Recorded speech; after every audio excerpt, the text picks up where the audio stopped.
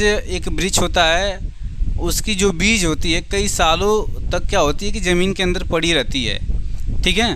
तो जल्दी उसका अंकुरण नहीं होता है। तो जब हर बार बारिश का मौसम आता है तो जो घास के छोटे छोटे पौधे होते हैं, क्या होते हैं, छोटे छोटे पौधे, तो जल्दी से ग्रो कर जाते हैं और जल्दी से बड़े हो जाते हैं। हर साल बारिश होती थी, हर साल घास के पौधे क्या कर जाते थे, उग जाते थे। तो वे उसको चिढ़ाते थे, उटज का जो बीज था उसको चिढ़ाते थे।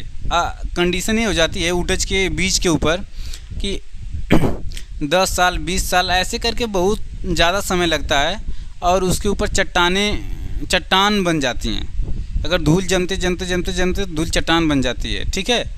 तो वैसे ही जब घास के पौधे उसको चिढ़ाते हैं और हर साल सूख जाते हैं, तो वही उटज का वृक्ष इनको कहता है कि मैं अड़ा रहा, मैं सड़ा नहीं, अंतः में कुछ सोच रहा।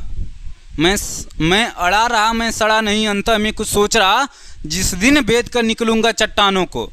उटज का जो बीज है वह कहता है कि मैं अड़ा रहा, मैं सड़ा नहीं, अंतः में कुछ सोच रहा, मतलब वह आत्मसात करता है, अपने अंदर मंथन करता है, उनकी बातों को कही हुई जो उपहास किए रहते हैं उनको वह स्वीकार करता है, उनकी बातों को स्वीकार करता है, उपहास का उनका जवाब देने के लिए वहाँ पे तो पेशेंस रखता है, ठीक है।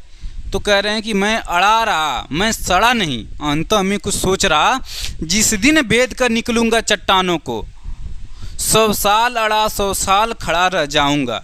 तो कहने का मतलब कि वो जितना पेशेंस बना के रखोगे, ठीक है, उतना ही आप लोगों के लिए सही रहेगा। जो आगे पीछे के बच्चे होते हैं, कुछ थोड़ा सा पढ़ लिए, हल्ला लगे मचाने, तो वैसा नहीं करना है, आपको पेशेंस बना के चलते रहना है, ठीक है।